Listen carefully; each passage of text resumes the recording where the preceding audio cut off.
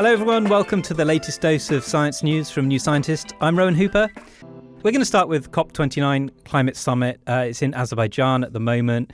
As we heard in last week's show, there's a lot to be wary of, basically. It's a climate conference held in a petro-state. It's one of the most corrupt countries in the world. The CEO was secretly filmed making oil and gas deals. You know, it's fair to say we didn't have the greatest expectations, perhaps, going into this COP. Let's talk about the COPs themselves, right? Because I think we dance around the subject a lot. Is it time to give up on the COPs? It's a very contentious issue, but I spoke to Rupert Read about this. He's a climate philosopher. He runs something called the Climate Majority Project, and this is a way to drive grassroots activism and drive change from the bottom up. And I asked him for his thoughts on the COP process, and here he is. The news that the administrative head of COP was using COP to make oil and gas deals, it's hardly even a surprise anymore, and that tells one something about the poor state in which, tragically, this institution has now found itself.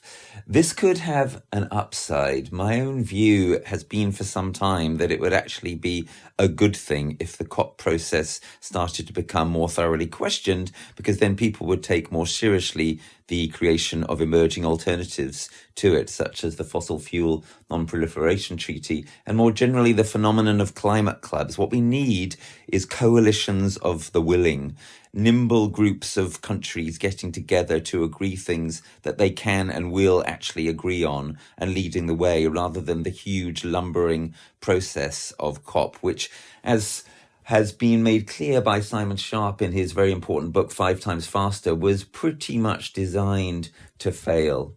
What's the most important and useful thing that COP could do now?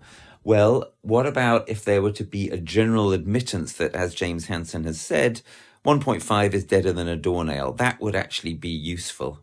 What about if there were a huge pivot to adaptation? This is what we're calling for in the Climate Majority Project. It's time now to centre transformative and strategic adaptation, to admit that our hopes for a smooth green transition are pretty much deader than a doornail, and instead to lean into the terrible storms of the future, which we got a taste of this autumn with the awful worldwide flooding events that shook, frankly, even the likes of me. So we're saying in the Climate Majority Project, let's have a real pivot to adaptation. Let's make that the centre of our concerns. No longer pretend that we can get through this by a decarbonisation-centric approach.